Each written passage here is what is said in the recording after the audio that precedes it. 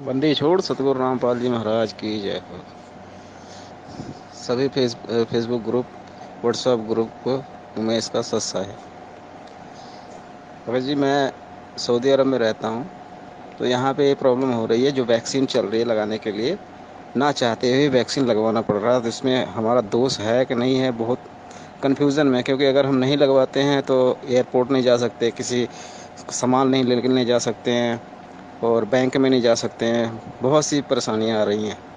तो इस पे क्या करना, ना चाहते हुए भी लगवाना पड़ेगा। तो क्या करें, कुछ समझ में नहीं आ रहा। अगर एयरपोर्ट नहीं जाएंगे, घर कैसे जाएंगे? बहुत सी दिक्कतें आ रही हैं। मतलब कहने का ये कि किसी भी हालत में लगवाना ही लगवाना है, इन लोगों का कहना ये है। तो पिछले एक हफ्ते से बहुत कन्फ्यूज़न में हूँ मैं। यहाँ पे जितने भी भगत हैं, बहुत से भगत भाई हैं सऊदी अरब में, सभी की शायद यही कन्फ्यूज़न है। करें तो करें, क्या करें? ना चाहते हुए भी लगवाना पड़ेगा। तो इसमें हमारा दोस्त रहेगा कि नहीं रहेगा, नाम खंड होगा कि नहीं होगा? तो हम लोगों को तो इतना ज्ञान है नहीं, क्योंकि मुझे अभी ज़्यादा से ज़्यादा 1 साल हुआ है। तो हमने तो उससे ऑनलाइन नाम दीक्षा लिया था, लेकिन जब से पवन भाई साहब ने बोला, तब से अब उधर से कोई लिंक नहीं है। कोई दान धर्म कुछ भी नहीं करते। बाकी भक्ति कर रहे हैं, मंत्र जाप कर रहे हैं, सब कुछ कर रहे हैं, आरती कर रहे हैं तीनों टाइम की, सब कुछ कर रहे हैं। बस मेन कन्फ्यूज़न यही हो रही है इस वक्त, वैक्सीन की। इसका कोई समाधान है तो बताएं। सच साहेब भगत जी। बंदी छोड़ सतगुरु रामपाल जी महाराज जी की जय हो। परमपिता परमेश्वर की आप सभी प्यारी आत्माओं को मुझ पवन दास का सत साहिब। देखिए भगत जी, आप दुबई में रहते हैं और आपने अपनी समस्या बताई वैक्सीन को लेके कि आप जहाँ भी काम करते हैं वहाँ पे यदि आपने उनके रूल्स के अकॉर्डिंग वैक्सीन नहीं लगवाई तो कई तरह की समस्याएं आपके सामने प्रकट हो जाएंगी। आप एयरपोर्ट नहीं जा सकते, आप राशन नहीं खरीद सकते, आप ट्रैवलिंग नहीं कर सकते, बहुत सारी बातें। दूसरी तरफ परमपिता परमेश्वर जी ने हमें ये तत्व ज्ञान दे दिया। हमें सारी चीज़ें सत्संगों के माध्यम से उन्होंने समझा दी, क्लियर कर दी हैं। अब उसके बाद में यहाँ परमेश्वर का बीच में कोई रोल नहीं है। अब यदि हमने जीना है तो हमने परमेश्वर के ज्ञान को आधार बना के जीना है। ज्ञान में ही परमेश्वर ने सारी समस्याओं का समाधान निकाल के रखा हुआ है। हमने क्या करना है, क्या नहीं करना है, किन परिस्थितियों में हमने कैसा व्यवहार करना है, कैसा बर्ताव करना है, कैसे हमने बचना है और कैसे हमने संघर्ष करना है। ये सारी चीज़ें अब हमने तत्व ज्ञान को आधार बना के स्वयं ही खोजनी पड़ेंगी गुरुदेव के सत्संगों से। परमेश्वर ने काल भगवान की चाल के विषय में हम सबको अवगत करवाया कि वर्तमान का जो समय है ये जीवों के पार होने का समय है। और काल भगवान इस समय ऐसी ऐसी पाबंदियां, ऐसी ऐसी समस्याएं, ऐसे ऐसे संकट जानबूझकर एक भगत के सामने पैदा करेगा ताकि किसी न किसी तरीके से वो भगत कमज़ोर पड़ जाए, वो भगत मर्यादाओं को तोड़ने के लिए मजबूर हो जाए। और यही वो कारण होगा कि वो भगत सतगुरु से ऑटोमेटिक दूर हो जाएगा। क्योंकि भक्ति का दूसरा नाम है संघर्ष। क्योंकि परमेश्वर ने ज्ञान दे के, नाम दे के सूरवीर पैदा किए हैं भगत जी, शेर के बच्चे पैदा करके छोड़ दिए। तो भक्ति का दूसरा नाम है संघर्ष। और सत्संग परमपिता परमेश्वर ने हजारों की संख्या में, लाखों की संख्या में 27 वर्षों से इसीलिए किए थे कि जब वो समस्याएं हमारे सामने काल जानबूझ के पैदा करेगा, उस समय हम लोग कैसे बचेंगे, हमें कहाँ से दृढ़ता मिलेगी, कहाँ से हमें हिम्मत मिलेगी, कहाँ से हमें जानकारियां मिलेंगी कि हमें क्या करना चाहिए। तो बात आती है वैक्सीन को लेके। और ये समस्या केवल भगत जी आपके अकेले के सामने नहीं है। ये समस्या आने वाले दिनों में, क्योंकि अभी तो ज़्यादा बखेड़ा शुरू नहीं हुआ है, आने वाले समय में बहुत ज़्यादा लफड़ा शुरू होने वाला है। तो उस समय देश विदेश में जो भी परमात्मा के भगत हैं और जो सरकारी नौकरियों पे हैं, विशेषकर जो आर्मी में हैं या जो पुलिस में हैं, उन लोगों के सामने ये समस्याएं आने वाली हैं। क्योंकि ना चाहते हुए भी उन लोगों के सामने काल ऐसी ऐसी समस्याएं प्रकट कर देगा और वो उन भक्तों के ज्ञान की परीक्षा होगी। इतना आसान नहीं है भगत जी ये परमेश्वर के एग्जाम को फाइट करना। इतना आसान नहीं है। और जो इस आसान से ना लगने वाले काम को संघर्ष के माध्यम से, ज्ञान को आधार बना के जो पार कर जाएगा, जो इस संकट को झेल जाएगा, वही परमेश्वर की परीक्षा में पास माना जाएगा, वही परमेश्वर का सच्चा सूरवीर कहलाएगा। उसी को परमेश्वर पार करेंगे। वरना इस पृथ्वी लोक पे रहते सहते परमेश्वर का ज्ञान लेके, उनका आशीर्वाद लेके, यदि हम इस तरह की समस्याओं से यहाँ निजात नहीं पाएंगे, यहाँ यदि हम संघर्ष करना नहीं सीखेंगे, तो शरीर छोड़ने के बाद में जो 12 करोड़ यम के दूत हमारे सामने आएंगे, हमें परेशान करेंगे, हम उनसे कैसे लड़ेंगे, उनसे हम कैसे संघर्ष करेंगे? उस समय भी क्या हम ऐसे ही हार मान लेंगे? जो आज हम कह रहे हैं कि क्या करें, वैक्सीन लगवानी ही पड़ेगी, ना चाहते हुए भी लगवानी ही पड़ेगी, मजबूरी है, वरना खाना बंद हो जाएगा, वरना ट्रैवलिंग बंद हो जाएगी, वरना सारी सुविधाएं बंद हो जाएंगी। भगत जी, यही सतगुरुदेव जी के सत्संग हमारे काम आएंगे, यही उस परमात्मा की समर्थता आज हमारे काम आएगी, यही आज हमारे विश्वास की परीक्षा होगी। आज परमात्मा यही सब कुछ देख रहा है, आज यही परीक्षा है। परीक्षा हर समय एक जैसी नहीं होती है, देश काल परिस्थिति के अनुसार परीक्षा का प्रारूप भी भिन्न भिन्न होता है। तो वर्तमान में जो परमेश्वर ने इतना ज्ञान दिया है, आज उसी की परीक्षा ले रहा है मालिक। अब देखिए, आप एक छोटी सी समस्या बता रहे हैं कि अगर मैंने वैक्सीन नहीं लगवाई तो मेरे साथ ये हो जाएगा, वो हो जाएगा, मेरी नौकरी छूट जाएगी, मुझे सुविधा नहीं मिलेगी। और परमात्मा ने सत्संग में क्या बताया? जब राजा अधम सुल्तान को, जो बलक बुखारे का बादशाह था इराक शहर का, जब उसको परमपिता परमेश्वर मिले, उसको ज्ञान करवाया, उसको मोक्ष की विधि बताई, सारी स्थितियों से उसको अवगत करवाया, उसके बाद में अधम सुल्तान ने क्या किया भगत जी? अधम सुल्तान, गुरुदेव कहते हैं, उसके पास में 18 करोड़ तो घोड़े थे, 16,000 उसकी रानियां थी, पूरे इराक में उसका शासन था। और वो इतना धनाढ़ व्यक्ति था कि जब वो पालकी पे बैठ के और सवारी के साथ में जब शहर से निकलता था, तो गुरुजी ने बताया कि ऊपर देवताओं का राजा इंद्र भी उसकी शानो शौकत को देख के नीची गर्दन कर लिया करता था कि इतने ऐसो आराम तो मेरे भी नहीं है जितने बलक बुखारे के बादशाह के हैं। और वो बलक बुखारे का बादशाह, ये ज्ञान समझ में आने के बाद, जबकि उस समय तो भगत जी ये TV, radio, mobile, chip, memory card भी नहीं थे। वो तो जब कभी कभार 12-6 महीने में उनको परमात्मा मिलते थे, 2 शब्द सुनाते थे, बस वही उनका सत्संग होता था। और आज तो रात दिन हमारे को परमेश्वर ने इस टेक्नोलॉजी के माध्यम से, साइंस के माध्यम से इतनी सुविधाओं से भरपूर कर रखा है, हम दिन रात परमेश्वर की महिमा का गुणगान कर सकते हैं हर तरीके से, मोबाइल से, रेडियो से, टीवी से, इंटरनेट से। भगत भाई बहन आपस में मिल जाते हैं, उस समय कहाँ थे इतने भगत भाई बहन? तो जब ज्ञान हुआ, और परमेश्वर ने एक उदाहरण हमें इसीलिए बताया, इसीलिए ये सत्संग किया कि बच्चों, जब ये ज्ञान हो जाएगा, उसके बाद में, आज तुम क्या कमाते हो महीने का, तुम्हें कितना मिलता है? 20,000, 30,000, 40,000, हद मार के 50,000।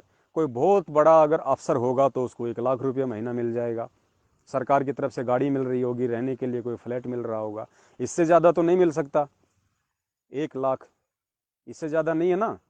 और राजा अदम सुल्तान, वो 1 लाख की तो उसकी एक जूती थी, 1 लाख रुपए की तो उसकी एक जूती थी उस समय।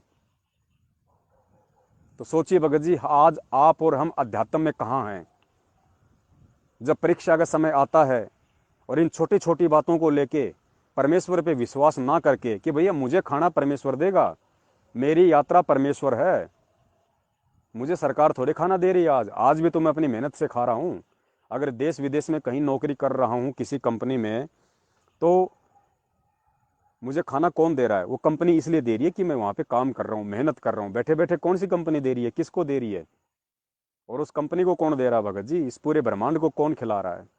तीनों लोकों में प्रवेश करके सबका भरण पोषण कौन कर रहा है? ये तो खाली निमित्त मात्र बने हुए हैं।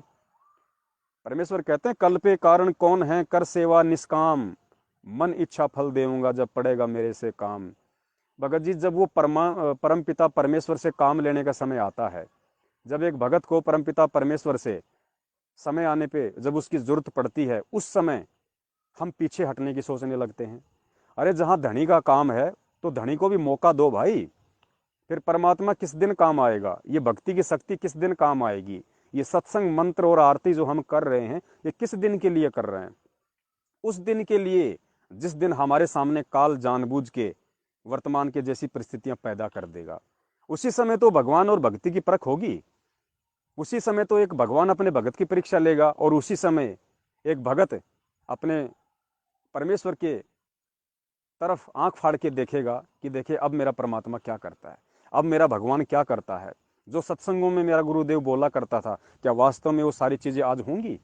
मेरे गुरुदेव ने कहा था कि बच्चा, ये ज्ञान लेने के बाद में परमात्मा की मर्यादा मत तोड़ना, चाहे तेरे सामने कैसी भी विकट परिस्थिति पैदा क्यों ना हो जाए, चाहे भूखे मरने की नौबत क्यों ना आ जाए, लेकिन उल्टे कर्म नहीं करना, चोरी जारी नहीं करना, कोई भी गलत नीति से अपना पेट भरने के लिए धन अर्जित नहीं करना। अगर तू मेरी मर्यादा पे रहेगा, फिर देखना, गुरुदेव ने इसलिए तो कहा था कि बेटा, फिर जब तू रसोई में जाके मटका खोलेगा तो आटे से भरा हुआ पीपा मिलेगा, तेल से भरा हुआ पीपा मिलेगा, मिर्च मसाले तेरे राशन सब कुछ ऐसा कैसा मिलेगा वहाँ पे, क्योंकि तू समर्थ की भक्ति कर रहा है, तू ब्रह्मा विष्णु महेश की भक्ति नहीं कर रहा।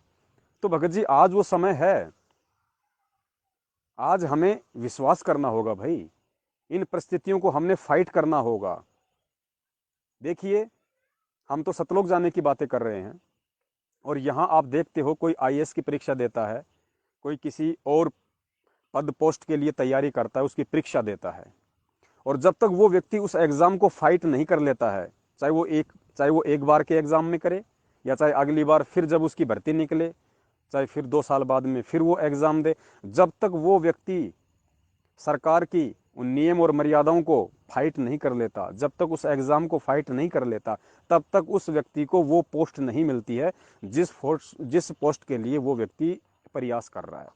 तो भगत जी, हम सतलोक के लिए प्रयास कर रहे हैं, हमारा पद, हमारी पोस्ट, हमारा लक्ष्य, हमारा टारगेट सतलोक जाना है, और सतलोक को हम तब तक प्राप्त नहीं कर लेंगे जब तक हम परमपिता परमेश्वर की इन परीक्षाओं में फाइट नहीं हो जाएंगे, जब तक हम इन परीक्षाओं को पास नहीं कर लेंगे। अब ये परीक्षा है, आंखों के सामने दिखाई दे रही है, भगत के सामने यदि ऐसी कोई परिस्थिति आती है तो वो भगत की परीक्षा ही होती है, भगत के विश्वास की परीक्षा होती है, भगत के धैर्य की परीक्षा होती है।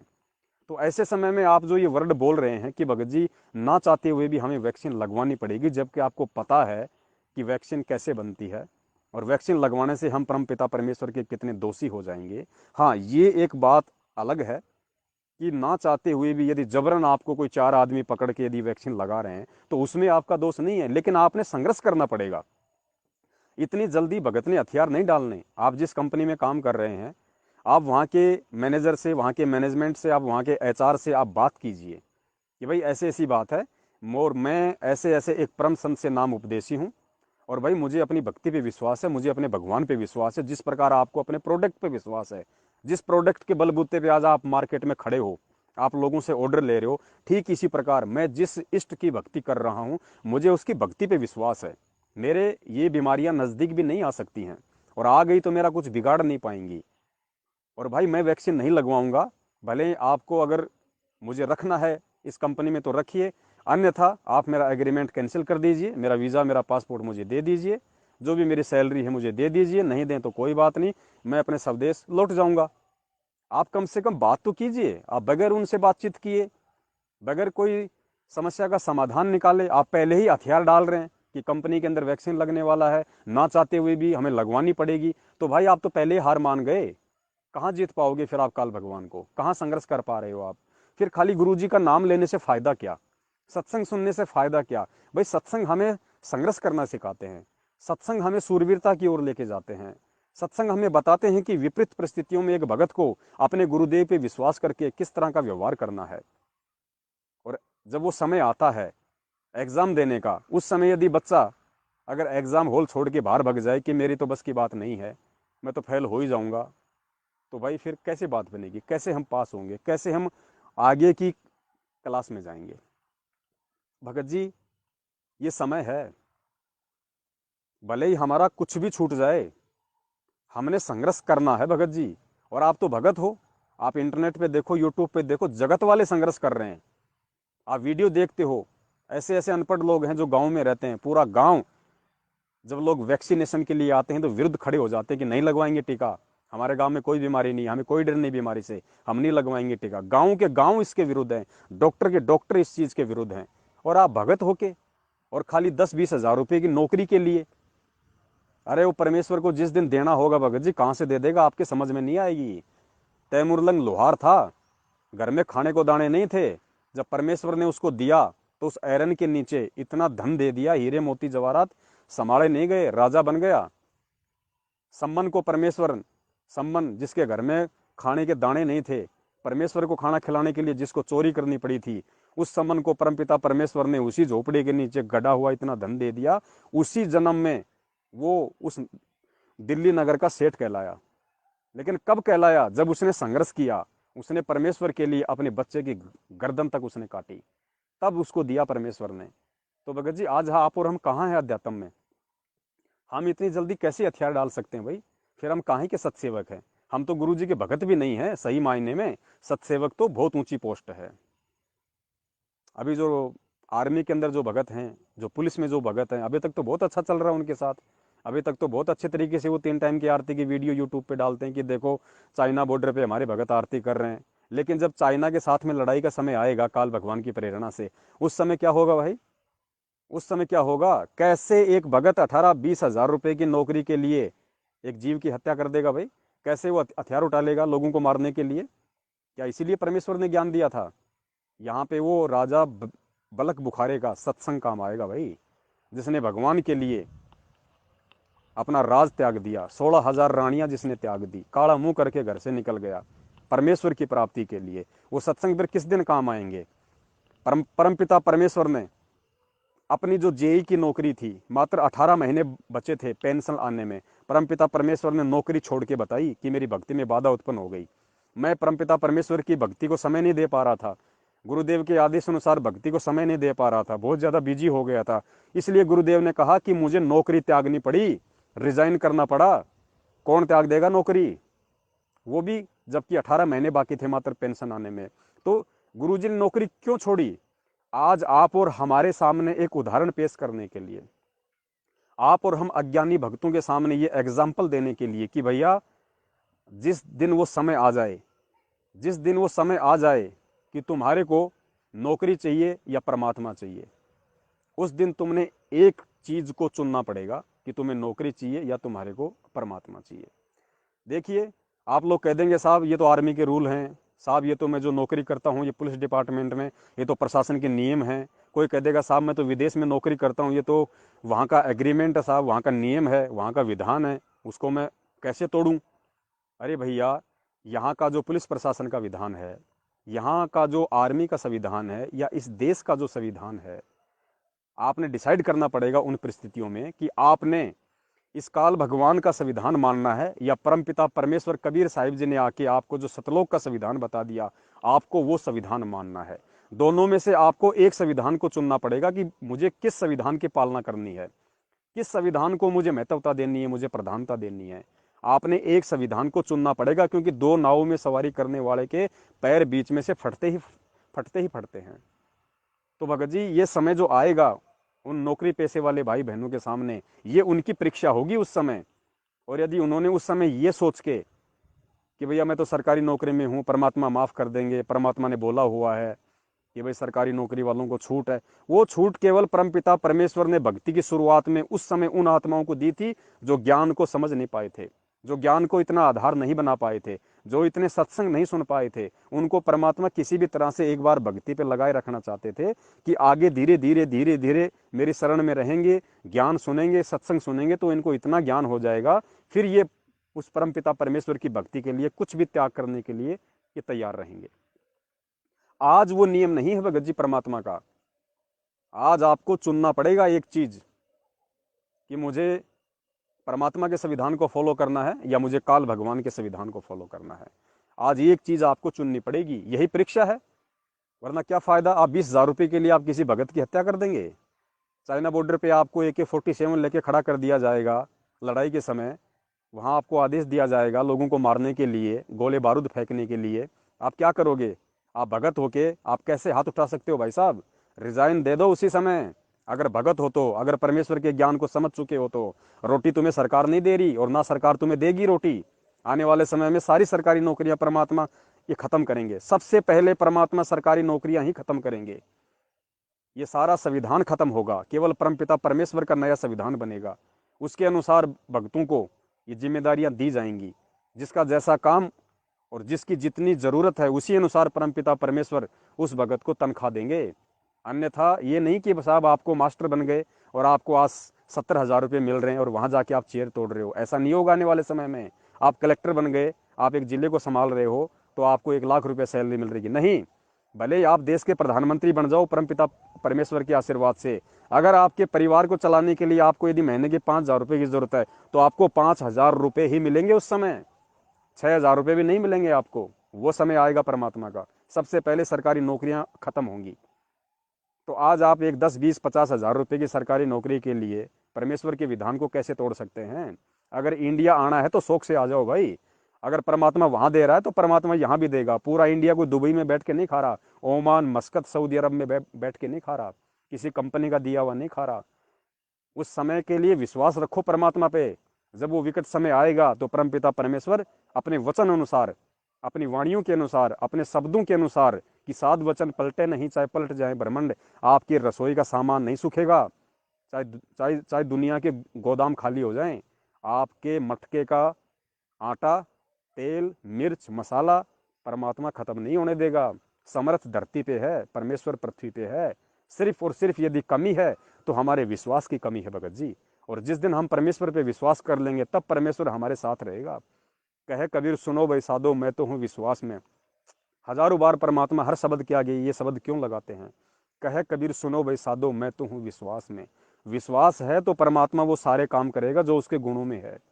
अन्यथा भगत जी चाहे कुछ भी कर लो, हाँ ठीक है, जैसा आप करोगे, जैसी भक्ति आप कर रहे हो, और भक्ति के साथ साथ में जितना आपको विश्वास है, जितनी आप मर्यादा निभा रहे हो, उसी अनुसार परमात्मा आपको लाभ अवश्य देगा। कोई दिक्कत नहीं है। जरूरी नहीं कि आप इसी जन्म में पार होंगे। फिर आपको 2 जन्म भी लेने पड़ सकते हैं, 10 जन्म भी लेने पड़ सकते हैं।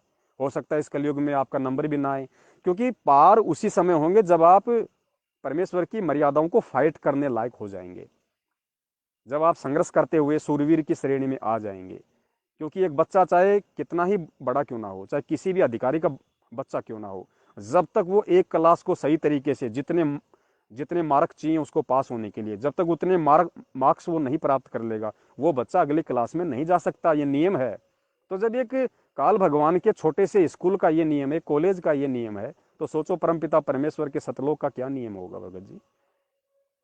तो भगत को इतनी जल्दी हार नहीं माननी चाहिए। हम परमपिता परमेश्वर के बच्चे, हम सूरवीर के बच्चे हैं भगत जी। और परमेश्वर की वाणी है भगत जी कि सिंह सूरमा शेर गरजे और गाजे, बाकी दुनिया तो भेड़ है बिदके और भाजे। तो भगत जी समर्थ की शरण में आके हम अपने आप को भेड़ कहलवाने से बचाएं।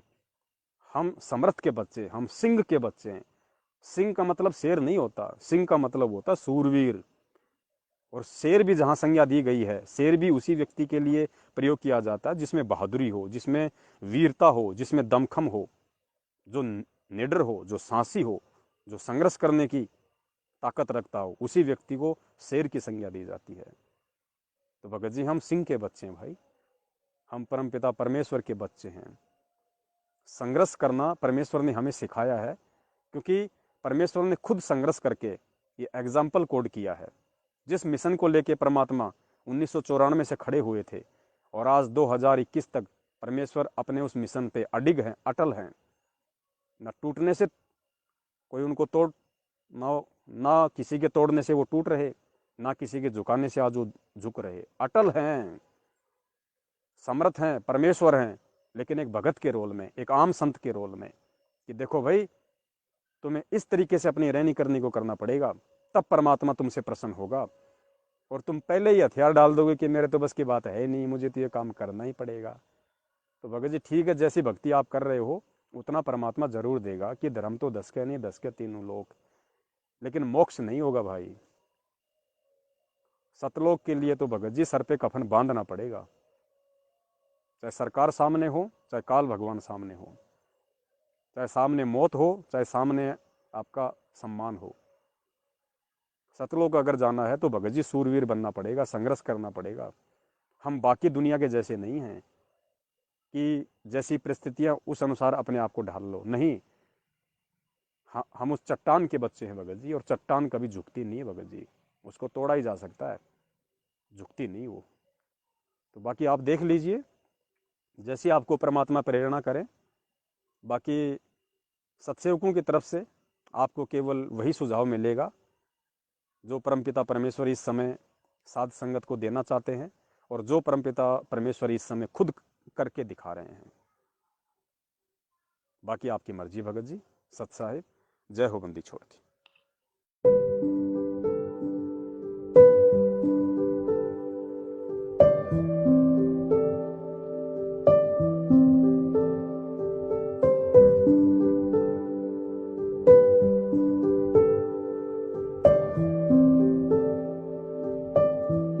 बंदी छोड़ सतगुरु रामपाल जी महाराज की जय हो। सभी फेसबुक ग्रुप, व्हाट्सएप ग्रुप को मैं इसका सत्सा है। भगत जी, मैं सऊदी अरब में रहता हूँ, तो यहाँ पे ये प्रॉब्लम हो रही है, जो वैक्सीन चल रही है लगाने के लिए, ना चाहते हुए वैक्सीन लगवाना पड़ रहा है। तो इसमें हमारा दोष है कि नहीं है, बहुत कन्फ्यूज़न में। क्योंकि अगर हम नहीं लगवाते हैं तो एयरपोर्ट नहीं जा सकते, किसी सामान नहीं लेने जा सकते हैं, और बैंक में नहीं जा सकते हैं। बहुत सी परेशानियाँ आ रही हैं। तो इस पर क्या करना, ना चाहते हुए भी लगवाना पड़ेगा, तो क्या करें, कुछ समझ में नहीं आ रहा। अगर एयरपोर्ट नहीं जाएंगे, घर कैसे जाएंगे? बहुत सी दिक्कतें आ रही हैं। मतलब कहने का ये कि किसी भी हालत में लगवाना ही लगवाना है, इन लोगों का कहना ये है। तो पिछले एक हफ्ते से बहुत कन्फ्यूज़न में हूँ मैं। यहाँ पे जितने भी भगत हैं, बहुत से भगत भाई हैं सऊदी अरब में, सभी की शायद यही कन्फ्यूज़न है। करें तो करें, क्या करें? ना चाहते हुए भी लगवाना पड़ेगा। तो इसमें हमारा दोष रहेगा कि नहीं रहेगा, नाम खंड होगा कि नहीं होगा? तो हम लोगों को तो इतना ज्ञान है नहीं, क्योंकि मुझे अभी ज़्यादा से ज़्यादा 1 साल हुआ है। तो हमने तो उससे ऑनलाइन नाम दीक्षा लिया था, लेकिन जब से पवन भाई साहब ने बोला, तब से अब उधर से कोई लिंक नहीं है, कोई दान धर्म कुछ भी नहीं करते। बाकी भक्ति कर रहे हैं, मंत्र जाप कर रहे हैं, सब कुछ कर रहे हैं, आरती कर रहे हैं तीनों टाइम की, सब कुछ कर रहे हैं। बस मेन कन्फ्यूज़न यही हो रही है इस वक्त वैक्सीन की। इसका कोई समाधान है तो बताएं। सच साहेब भगत जी। बंदी छोड़ सतगुरु रामपाल जी महाराज जी की जय हो। परमपिता परमेश्वर की आप सभी प्यारी आत्माओं को मुझ पवन दास का सत साहिब। देखिए भगत जी, आप दुबई में रहते हैं और आपने अपनी समस्या बताई वैक्सीन को लेके कि आप जहाँ भी काम करते हैं वहाँ पे यदि आपने उनके रूल्स के अकॉर्डिंग वैक्सीन नहीं लगवाई तो कई तरह की समस्याएं आपके सामने प्रकट हो जाएंगी। आप एयरपोर्ट नहीं जा सकते, आप राशन नहीं खरीद सकते, आप ट्रैवलिंग नहीं कर सकते, बहुत सारी बातें। दूसरी तरफ परमपिता परमेश्वर जी ने हमें ये तत्व ज्ञान दे दिया, हमें सारी चीज़ें सत्संगों के माध्यम से उन्होंने समझा दी, क्लियर कर दी हैं। अब उसके बाद में यहाँ परमेश्वर का बीच में कोई रोल नहीं है। अब यदि हमने जीना है तो हमने परमेश्वर के ज्ञान को आधार बना के जीना है। ज्ञान में ही परमेश्वर ने सारी समस्याओं का समाधान निकाल के रखा हुआ है। हमने क्या करना है, क्या नहीं करना है, किन परिस्थितियों में हमने कैसा व्यवहार करना है, कैसा बर्ताव करना है, कैसे हमने बचना है और कैसे हमने संघर्ष करना है, ये सारी चीज़ें अब हमने तत्व ज्ञान को आधार बना के स्वयं ही खोजनी पड़ेंगी गुरुदेव के सत्संगों से। परमेश्वर ने काल भगवान की चाल के विषय में हम सबको अवगत करवाया कि वर्तमान का जो समय है ये जीवों के पार होने का समय है और काल भगवान इस समय ऐसी ऐसी पाबंदियां, ऐसी ऐसी समस्याएं, ऐसे ऐसे संकट जानबूझकर एक भगत के सामने पैदा करेगा ताकि किसी न किसी तरीके से वो भगत कमज़ोर पड़ जाए, वो भगत मर्यादाओं को तोड़ने के लिए मजबूर हो जाए। और यही वो कारण होगा कि वो भगत सतगुरु से ऑटोमेटिक दूर हो जाएगा, क्योंकि भक्ति का दूसरा नाम है संघर्ष। क्योंकि परमेश्वर ने ज्ञान दे के, नाम दे के सूरवीर पैदा किए हैं भगत जी, शेर के बच्चे पैदा करके छोड़ दिए।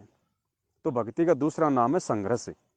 और सत्संग परमपिता परमेश्वर ने हजारों की संख्या में, लाखों की संख्या में 27 वर्षों से इसीलिए किए थे कि जब वो समस्याएं हमारे सामने काल जानबूझ के पैदा करेगा, उस समय हम लोग कैसे बचेंगे, हमें कहाँ से दृढ़ता मिलेगी, कहाँ से हमें हिम्मत मिलेगी, कहाँ से हमें जानकारियाँ मिलेंगी कि हमें क्या करना चाहिए। तो बात आती है वैक्सीन को लेके। और ये समस्या केवल भगत जी आपके अकेले के सामने नहीं है, ये समस्या आने वाले दिनों में, क्योंकि अभी तो ज़्यादा बखेड़ा शुरू नहीं हुआ है, आने वाले समय में बहुत ज़्यादा लफड़ा शुरू होने वाला है। तो उस समय देश विदेश में जो भी परमात्मा के भगत हैं और जो सरकारी नौकरियों पे हैं, विशेषकर जो आर्मी में हैं या जो पुलिस में हैं, उन लोगों के सामने ये समस्याएं आने वाली हैं, क्योंकि ना चाहते हुए भी उन लोगों के सामने काल ऐसी ऐसी समस्याएं प्रकट कर देगा और वो उन भक्तों के ज्ञान की परीक्षा होगी। इतना आसान नहीं है भगत जी, ये परमेश्वर के एग्ज़ाम को फाइट करना इतना आसान नहीं है। और जो इस आसान से ना लगने वाले काम को संघर्ष के माध्यम से ज्ञान को आधार बना के जो पार कर जाएगा, जो इस संकट को झेल जाएगा, वही परमेश्वर की परीक्षा में पास माना जाएगा, वही परमेश्वर का सच्चा सूरवीर कहलाएगा, उसी को परमेश्वर पार करेंगे। वरना इस पृथ्वी लोक पे रहते सहते परमेश्वर का ज्ञान लेके, उनका आशीर्वाद लेके, यदि हम इस तरह की समस्याओं से यहाँ निजात नहीं पाएंगे, यहाँ यदि हम संघर्ष करना नहीं सीखेंगे, तो शरीर छोड़ने के बाद में जो 12 करोड़ यम के दूत हमारे सामने आएंगे, हमें परेशान करेंगे, हम उनसे कैसे लड़ेंगे, उनसे हम कैसे संघर्ष करेंगे? उस समय भी क्या हम ऐसे ही हार मान लेंगे? जो आज हम कह रहे हैं कि क्या करें, वैक्सीन लगवानी ही पड़ेगी, ना चाहते हुए भी लगवानी ही पड़ेगी, मजबूरी है, वरना खाना बंद हो जाएगा, वरना ट्रैवलिंग बंद हो जाएगी, वरना सारी सुविधाएं बंद हो जाएंगी। भगत जी, यही सतगुरुदेव जी के सत्संग हमारे काम आएंगे, यही उस परमात्मा की समर्थता आज हमारे काम आएगी, यही आज हमारे विश्वास की परीक्षा होगी। आज परमात्मा यही सब कुछ देख रहा है, आज यही परीक्षा है। परीक्षा हर समय एक जैसी नहीं होती है, देश काल परिस्थिति के अनुसार परीक्षा का प्रारूप भी भिन्न भिन्न होता है। तो वर्तमान में जो परमेश्वर ने इतना ज्ञान दिया है, आज उसी की परीक्षा ले रहा है मालिक। अब देखिए, आप एक छोटी सी समस्या बता रहे हैं कि अगर मैंने वैक्सीन नहीं लगवाई तो मेरे साथ ये हो जाएगा, वो हो जाएगा, मेरी नौकरी छूट जाएगी, मुझे सुविधा नहीं मिलेगी। और परमात्मा ने सत्संग में क्या बताया? जब राजा अधम सुल्तान को, जो बलक बुखारे का बादशाह था इराक शहर का, जब उसको परमपिता परमेश्वर मिले, उसको ज्ञान करवाया, उसको मोक्ष की विधि बताई, सारी स्थितियों से उसको अवगत करवाया, उसके बाद में अधम सुल्तान ने क्या किया भगत जी? अधम सुल्तान, गुरुदेव कहते हैं, उसके पास में 18 करोड़ तो घोड़े थे, 16,000 उसकी रानियां थी, पूरे इराक में उसका शासन था। और वो इतना धनाढ़ व्यक्ति था कि जब वो पालकी पे बैठ के और सवारी के साथ में जब शहर से निकलता था, तो गुरुजी ने बताया कि ऊपर देवताओं का राजा इंद्र भी उसकी शानो शौकत को देख के नीची गर्दन कर लिया करता था कि इतने ऐसो आराम तो मेरे भी नहीं है जितने बलक बुखारे के बादशाह के हैं। और वो बलक बुखारे का बादशाह, ये ज्ञान समझ में आने के बाद, जबकि उस समय तो भगत जी ये TV, radio, mobile, chip, memory card भी नहीं थे, वो तो जब कभी कभार 12-6 महीने में उनको परमात्मा मिलते थे, 2 शब्द सुनाते थे, बस वही उनका सत्संग होता था। और आज तो रात दिन हमारे को परमेश्वर ने इस टेक्नोलॉजी के माध्यम से, साइंस के माध्यम से इतनी